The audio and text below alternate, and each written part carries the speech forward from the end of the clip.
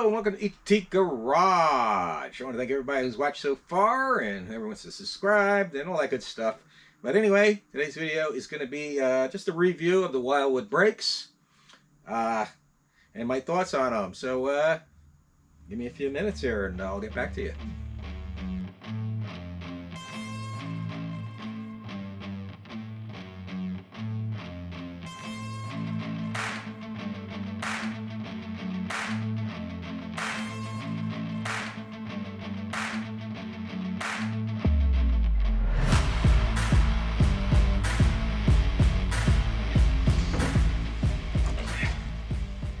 All right, here we are. Got the wheel off, the brakes.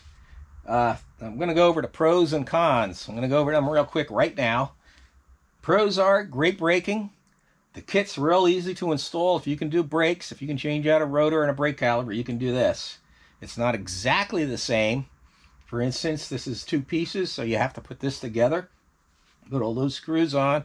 Either Loctite them or safety wire them. If you Loctite them, make sure you use the right type of Loctite that Wilwood recommends, and make sure you pre-clean the surfaces of the threads on the hat, because this hat is aluminum and it's powder coated, so those threads are powder coated. So I would clean those threads out real good, and the same with the bolts.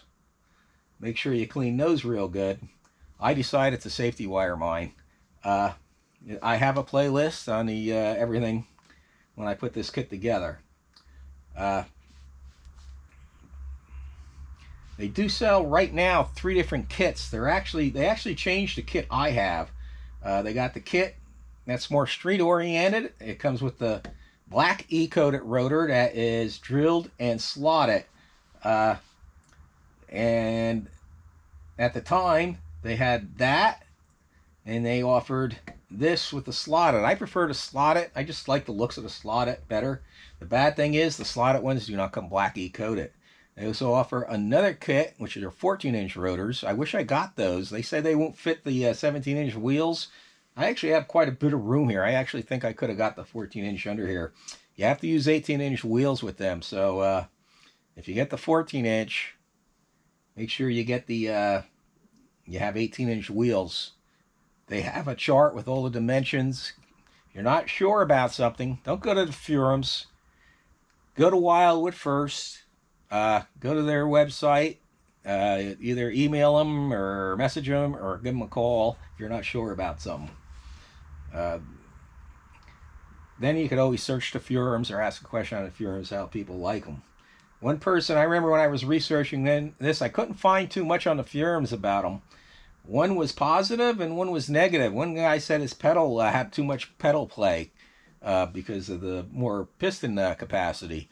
I didn't notice that. If there is any, it's barely noticeable. So when I did this, I only did the front Wilwoods. I didn't do the rear, and that because of cost mainly. I first took it out and tried it. I planned on doing the bias spring anyway. I already had the bias spring, but I took it out and test drove it, and it was definitely way over braking in the front, nosediving like crazy. I did the bias spring, and that balanced it out quite a bit. So with the brakes, factory brake styles in the rear, I'm actually running a slotted rotor back there and Hawk high performance street pads, and those work. As far as I'm concerned, everything is working really good for the way I use this. I did do a track day with this. I did a track sprint event and an autocross. Autocross, you really don't use your brakes, so the other track events you do. Like I said, it depends how you're going to use your brakes. If I would have did it over, I think I would have went with the black E-coated ones, just because these are starting to rust, and I actually coated these with the header paint, and that helped a lot, but you can see that's starting to burn off after doing a track day. And you can see the powder coat kind of burnt off onto the wheels. So I must have been generating a lot of heat when I did that track day. If you're wondering why I just didn't go, originally this car came with the standard 12-inch brakes. If you're wondering why I just didn't upgrade to the heavy-duty 13-inch factory brakes, I was going to do that, and if you look, and looking on the forums and stuff, I noticed a lot of people when they went to get the brake calibers, like exchange their brake calibers, their old ones for new ones, and the only one that's listing them is AutoZone, and AutoZone was giving them the wrong ones. They were getting them the standard duty brake calibers. Now both calibers use the same exact brake pads on the factory brakes, both the standard and the heavy duty. The only difference is the 13-inch rotor is wider, so you use a wider caliber, and they got kind of screwed there. So that's kind of worried me. There is places you can get them. I believe it's I can't remember the name of them. I believe it's Texas Brake Brake Caliber or something like that has them, but they're not going to give you them unless you have the correct ones to exchange them. I believe that's how that works. So just keep that in mind. If you decide to do the upgrade to the factory heavy duty brakes, there's nothing wrong with that. It's just those parts are getting harder and harder to find. Wildwood's been around for years, probably will. Like I said, the biggest downside to the Wildwoods is the cost. The kit's expensive. The kit does not come. You need to use their brake hose that goes from the caliber to the brake line. In my opinion, that kit for that price should have came with the brake hoses. Why Wildwood doesn't, I don't know. I felt they cheaped out. A lot of their kits are a lot, like say you want to do a Wildwood upgrade, say on a 60s or 70 muscle car, they have kits that are a lot cheaper and they come with bearings and the hub. This kit doesn't come with a hub bearing.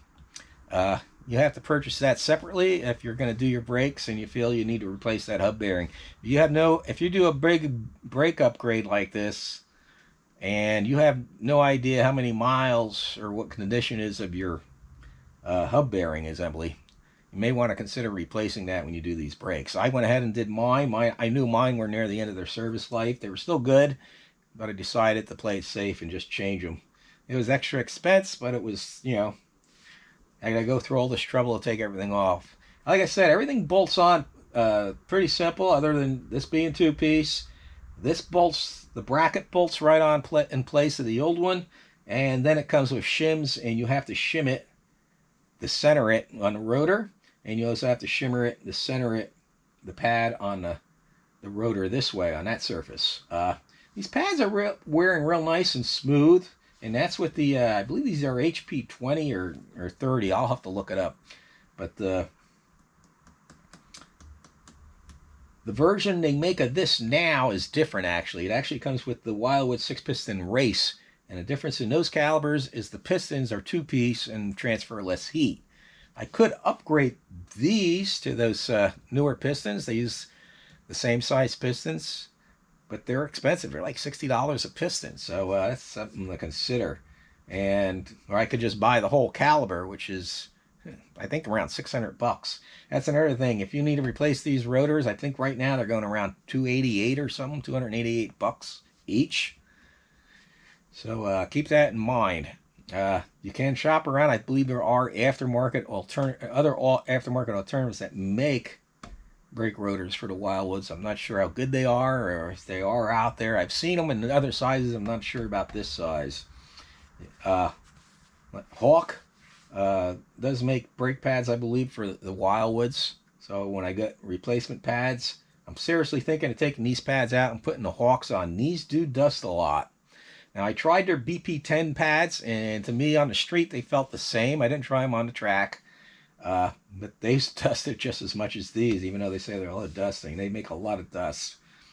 I think the Hawk, like I have on the back, they seem to make less dust. I think they make a black dust, where these make like it's sort of like a brownish dust, a light beige dust, and it just stands out more, especially on a black wheel.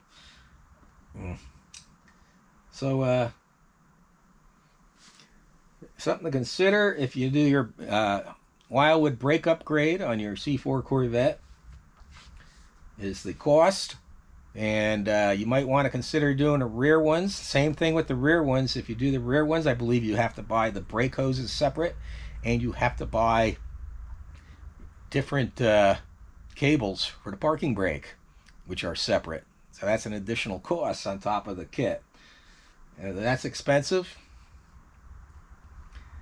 I don't know if I'll ever do that. I might do it in the future. I doubt I will, based on the cost and how I use the car. Even though I plan on doing more track days, I feel this is more than adequate.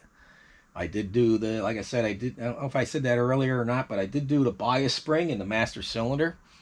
And that helped balance it out. Without the bias spring, with just doing the Wilwoods on the front, it was braking in the front.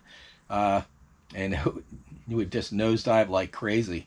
Like I said, I leave a playlist, the link to the playlist, and I believe I have my test drive videos in there, and install and all that stuff. Just something to keep in mind. I am happy I did it overall. Oh, one other thing. These little rubber covers I have on the bleeders, they don't come with it. Those you have to order separate too. If you're going to be using this on a straight, I highly recommend you spend the extra money on those little rubber dust covers. Especially if you're someone like mine, I do take this out in all sorts of weather, including the winter. It's November. It's the middle of November. I think there's some type of car meet tomorrow. If weather permitting, I'm going to go.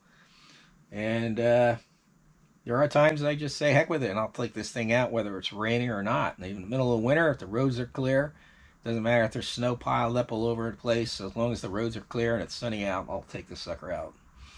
So hope this was informative in some way. Like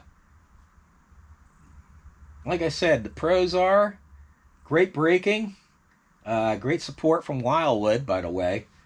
Like I said, if you have questions, I would go to Wilwood first, and before you go to the Furums. They're the guys that build this stuff. We work with it every day. They're going to know what to do or what you need. So talk to them first. Then go to the Furums if you want for advice on different pads and stuff if you're doing type of racing. If you're going to be doing racing, pop for the racing kit. Yeah. I wish they had that other version of this out when I bought these. I would have got the racing calibers. Whether they'd be better on the street or not, I don't know. Like I said, I don't know. It's one of those things you just got to decide. But like I said, hope this video was helpful. Hope everybody has a great day. God bless.